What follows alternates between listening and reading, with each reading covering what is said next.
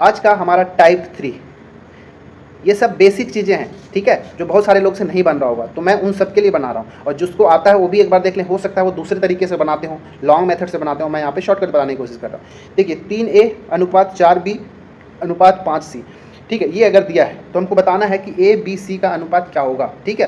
क्या दिया है, देखिए यहाँ पे लिखता हूँ 3a अनुपात 4b अनुपात 5c, ऐसा दिया है। तो हमसे पूछ दिया है कि a b c का अनुपात क्या करना है। अब मतलब कहने का है कि 3a 4b और 5c, ये तीनों ऐसे कुछ दिया है, ठीक है। तो देखिए इसको सॉल्व करने का तरीका क्या है मैं वो बताता हूँ। पहले क्या करना है, इसको आप ऐसे लिख दीजिए सिंपल, 3a बराबर 4b बराबर 5c, ठीक है, ये तीनों ऐसा कुछ लिख दीजिए। अब इन तीनों को क्या करना है, बराबर कर दीजिए, किसका, 3, 4 और 5 का एलसीएम के साथ, ठीक है। 3a बराबर 4b बराबर 5c, और इसको बराबर किसके करना है, इनके साथ जो नंबर दिया है ना 3, 4 और 5, इन सब के साथ गुणा करके यहाँ पर मतलब लघुत्तम लिख दीजिए। अगर किसी के साथ मान लो नंबर नहीं दिया है, जैसे खाली a लिखा होता, तो हम a के सामने कुछ नहीं लिखा है तो उसके जगह हमको एक लेना होगा, ठीक है ना, याद रखिएगा, ऐसे एक लेके बनाना होगा। अब 3, 4, 5 का लघुत्तम निकालेंगे तो हमको क्या मिलेगा, तो याद करिए इसका मिलेगा 3 चौको 12, 12 पंचे 60, 60 हमको मिलेगा। क्लियर है इतना, क्या मिलेगा, 60 मिलेगा। मतलब कहने का कि 3a बराबर 60, 4b बराबर 60 और 5b बराबर 60, ये सब जो है 60 के बराबर है। अब देखिए अगर मैंने बोला कि 3a बराबर है 60 का, तो a कितना मिलेगा, 20 दिया 60, 20 मिलेगा a का वैल्यू, तो a हमको मिल गया कितना, 20। इसी तरह 4b बराबर 60 है, तो देखिए 4 15 बार में 60 कट जाएगा, तो b कितना मिल गया, यहाँ पे 15 मिल गया।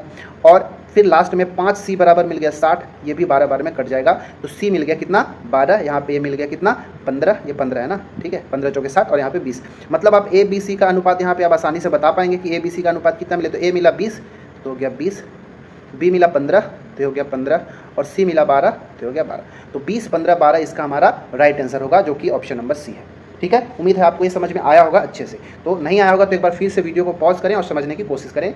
और यहाँ पे आपके लिए एक होमवर्क छोड़ा गया है जिसका आंसर आप कमेंट करेंगे, ठीक है। तो ये 3 तरह का हमने कर लिया है, अब हम आगे चौथा तरह का देखने वाले हैं, ठीक है।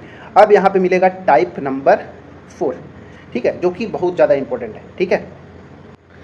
चलिए अब इस क्वेश्चन को सॉल्व करने से पहले मैं बता दूं कि तृतीयानुपाती, मध्यानुपाती और एक और होता है चतुर्थानुपाती, ठीक है, चतुर्थानुपाती, ये सब क्या होते हैं, इंग्लिश में कहते हैं थर्ड प्रपोर्शन, इसको मीन प्रपोर्शन कह लीजिए, मीन कह लीजिए, सीधी सी बात, और ये फोर्थ प्रपोर्शन ऐसा कहा जाता है।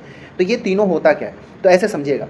पहले मान लेते हैं कि हमारे पास 2 संख्या दिया है a और b, ठीक है, 2 संख्याएं क्या है, a और b है। अब आपसे पूछ देगा कि a और b का मध्यानुपाती क्या होगा, ठीक है। मध्यानुपाती मतलब a और b के बीच की बात कर रहा है, तो हमको क्या मान के चलना पड़ेगा, मैं पहले समझा रहा हूँ, इसके बाद इन सब का मैं शॉर्टकट बताऊंगा क्या करना है, कैसे बनाते हैं। तो देखिए a और b का मैं पहले क्या सिखा रहा हूँ कि मध्यानुपाती कैसे निकालते हैं, मीन प्रपोर्शन कह लीजिए, मध्यानुपाती। तो a और b का मध्यानुपाती निकालना है तो हम इसको ऐसे लिखते हैं, a अनुपात, अच्छा b मध्यानुपाती निकालना, उसको मैं x मान लेता हूँ, a अनुपात x अनुपात b, तो इन दोनों के मध्य में आ गया x। मतलब कहने का कि जो x है वही हमारा मध्यानुपाती और x का मान ही निकालना है। तो इसको सॉल्व कैसे करोगे, तो इसको सॉल्व करने के लिए a बटा x बराबर फिर से x बटा b, इसका अनुपात बराबर इसका अनुपात कर दो तो हमको यहाँ से मिल जाएगा।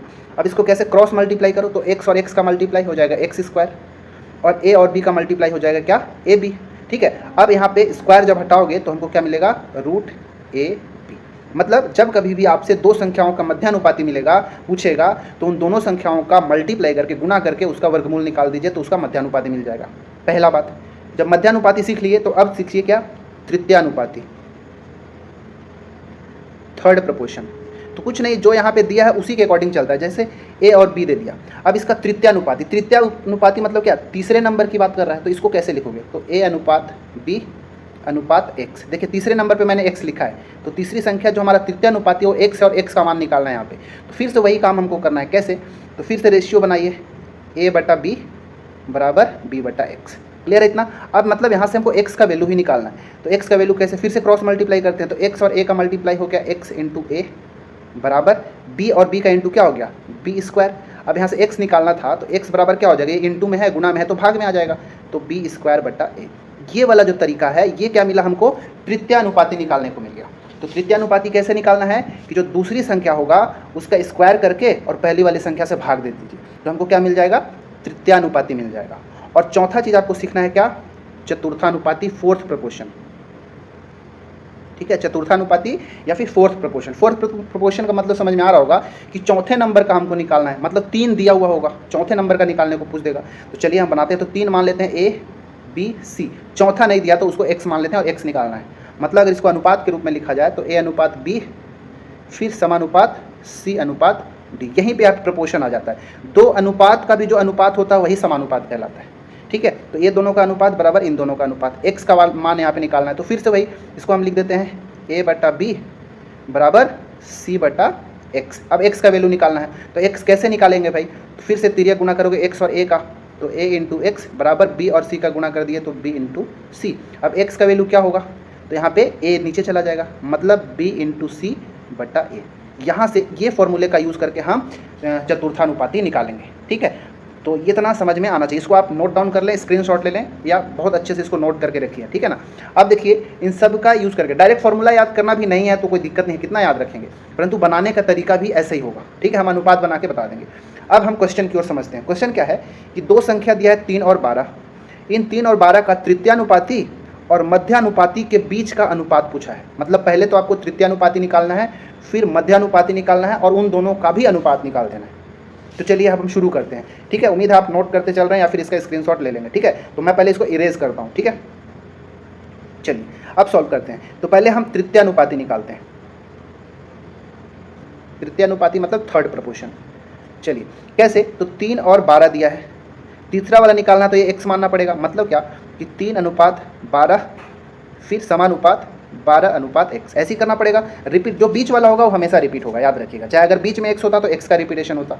अब मतलब हो जाएगा हमारे पास 3 बटा 12 बराबर 12 बटा x। क्लियर है। अब इसको सॉल्व करेंगे तो देखिए एक तो क्रॉस मल्टीप्लाई करके भी कर सकते हैं। चलिए 3 और x का मल्टीप्लाई किए तो 3x बराबर ये 12 और 12 का गुना कर दीजिए, ठीक है। ये देखिए 3 से कट जाएगा, 3 चौके 12, तो 12 चौके 48, x कितना मिला 48, मतलब तृतीयानुपाती हमको कितना मिल गया 48।